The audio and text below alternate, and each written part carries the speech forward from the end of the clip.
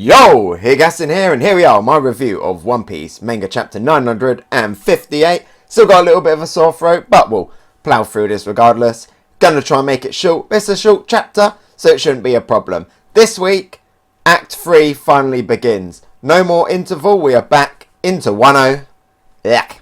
And that leaves us with a lot of burning questions that we are gonna have to wait a few months to be answered at least. From that interval chapter, we're gonna be left wondering, why was Fujitora all bandaged up? Where was he heading off to? What happened to Kobe? Why did he suddenly get promoted in like a week? What happened with Kobe versus Boa Hancock? How many marine ships had Mihawk sunk? You know, what was the SSG? What's happening with Sabo? Blackbeard? What was he going to get? We didn't even find out about Bonnie, Kuma, still no Green Ball. Lots and lots of questions that we're just going to have to sit on and speculate on for the upcoming months. And I love this stuff. I love getting on talking about blah blah blah blah. I love talking about One Piece. So lots to speculate on is always great. Really hope that in the interval in Act 3 we actually get some of these answers and not even more questions just piling up. Because right now the questions are piling up. Including, what does Oden look like? Kozuki Oden, what does he look like? Well, this chapter, it looks like we're gonna find out, and we don't. We see him again in silhouette. We get a Roger flashback, which is great.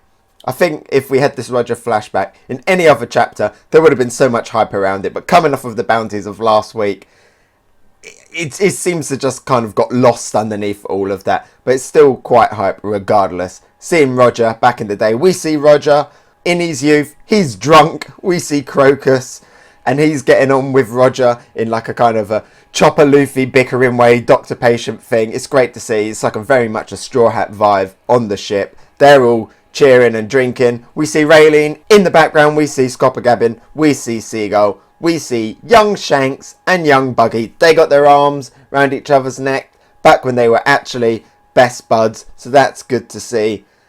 But we don't see any of the Minks, we don't see Nekomamushi, we don't see Inaroshi, and we see the great big silhouette of Oden. And that is all we see. I was really hoping every single page, are we going to finally find out what Oden looks like? This is going to be so hype, this is going to be so hype. And we cut back to Wano, we don't see what he looks like. All we see is that he is a big guy, completely dwarfs Roger. Seagull's a big guy. Oden's like equaling him. Why is Oda hiding Oden's face so much? Is it something that we know? I kind of doubt it, but it does make me wonder why he is still hiding it. Oden still remains one of those big One Piece mysteries, like Vegapunk, like the Florian Triangle Beasts. Who on earth? Oh, like Green Ball as well. I spoke about Green Ball earlier on. Like Green Ball. What does he look like? We don't get to find out. Is he a member of the Silhouette no Mi? Is that the fruit that he's eating? Is that why he's always in silhouette? Shame that we never got to see it. Somebody take Oda's silhouette shading pen away from him, please. When we do see silhouette Oden here, he says that he wants to go back to Wano. This takes place shortly before Roger's death, before the birth of the new pirate era. So, you know, we're not sure if it's on the way to Raftel, on the way back from Raftel. But Oden is going back to Wano, and he's saying that he's going back, and everyone's like, I'll come with you, Oden, I'll come with you. So again, we're getting that, what Kinemon said, that everybody liked Oden. Everybody like respected him and wanted to help him, and we're seeing this here. And we also see the Oro Jackson. We see that big egg there. Still another little mystery in One Piece as well, that we're probably going to have to wait even years to find out what that big egg is about. When Oden says that he wants to go back to Wano, we then cut back to Wano. Fully into Act 3, the curtains open, and we are officially in Act 3, and the Fire Festival is starting. We see the people in the capital, and they are getting ready, they are cheering, they're having their one day a year where they're allowed to drink, which sucks. Wouldn't like to live there, but that is the rules that Orochi has put in place. We got to free these poor people from Orochi's rule so they can have a drink when they want, just like on Roger's ship. We see a girl there looking into a mirror, and put your hands up if you thought that woman was Nami. On the first look, I was like, Nami? Nope. Has freckles. If you did, let me know down in the comments. We see Orochi as well, and he is heading off to great applause off to Onigashima on his ship, and it is a nice, beautiful, clear day as he heads off to Onigashima. And then we cut to the next page, and it's Kinemon in Port Tokage, and it's not a nice day. There are storms, there are great big Wano style waves, The ships have been wrecked. The port has been wrecked. We don't know what's happened, apart from the fact that he's most likely down to the traitor, because when we see Orochi, he has a little bit of a smirk on his face, and he says that last night something happened. An incident occurred. We don't know what it is. All we can suspect is that it is related to that call where Orochi was talking to some traitor who knew all of the details. We don't get any clues as to who this traitor is, but in the shot we see all of the 9 Red Scabbards, or at least all of the ones that have been recruited so far, plus Momo, plus Shinobu, and by the way, Okiku, she is wearing like this great big new samurai armor, not just her mask, full samurai armor. She looks absolutely badass and awesome. That looks epic. I can't wait to see a lot more of Okiku doing some actual fights and stuff in the armor, because that's going to look great. We see them all lined up. We see Shinobu, and she's the only one looking away. And that, again, as you might know, I am believing that Shinobu is the traitor. She's my big suspect at the moment. Seeing her being the only one looking away gives me a little bit of suspicion. Later on we see her and she's crying, so that kind of takes back some of that suspicion. But then it could be she's crying acting, she's crying not out of sorrow but out of like guilt for the fact of what she's done. Don't know, I've still got my eyes on Shinobu, still the most likely one here. Compared to everybody else, their reactions are a lot more genuine. And it is weird that Shinobu is the only one who's looking away at the rest of the port, while everybody else is looking out on Onigashima. So we don't know what happened at the port. We don't know who the traitor is. We don't know what Oden looks like. I'm hoping that Frankie is alright as well. And that is where the chapter ends.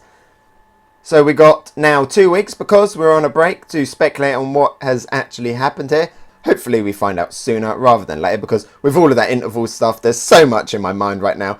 I'd like to get some of these questions answered. The last thing that we see is Inuarashi, and he's pulling a boat out of the water, a boat that is still in quite good nick, and he's saying that, look, here's a boat that we can use. Momo's like, are you mad, Inu? You can't go out in that storm. How's he going to get everybody in that tiny boat across that dangerous water? Well, we've seen that minks, they can go across water pretty easily when they go Sulong. We saw that with Carrot, and we could see that here with Inuarashi, because somebody, a very good person in the flower capital, pointed out to us, the audience, that it is full moon time of year.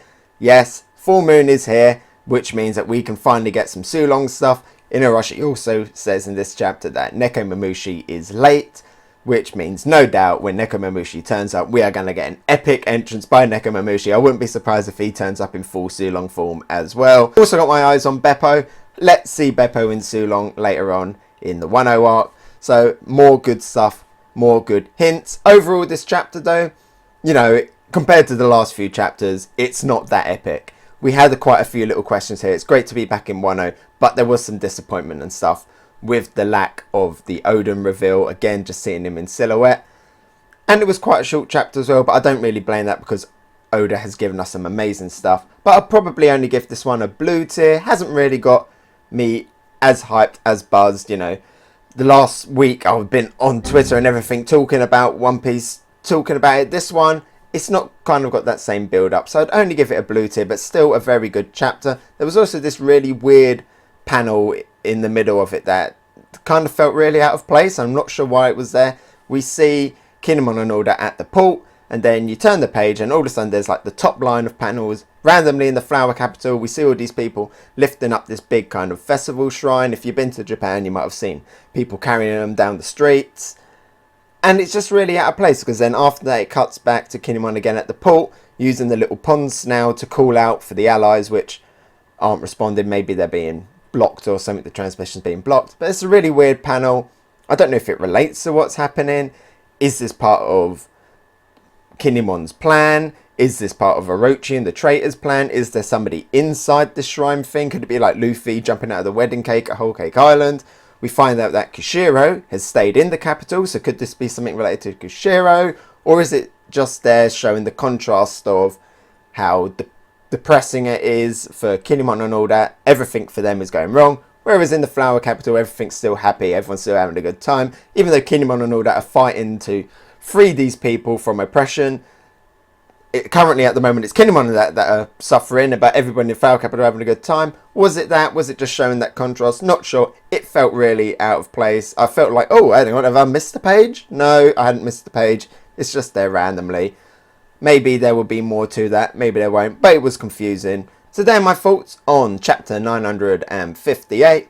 Like I say, break next week. We got a lot to speculate on, so let's get speculating. Hey, so thanks for watching. What did you think? Let me know about it in the comments below. And if you enjoyed my video, maybe give it a like, and if you really liked it, why not subscribe? You can follow me on Twitter, Instagram and Twitch. Oh, and here's a related video you might enjoy, and something more fresh. I've been Hegassen, and I'll talk to you next time. Bye!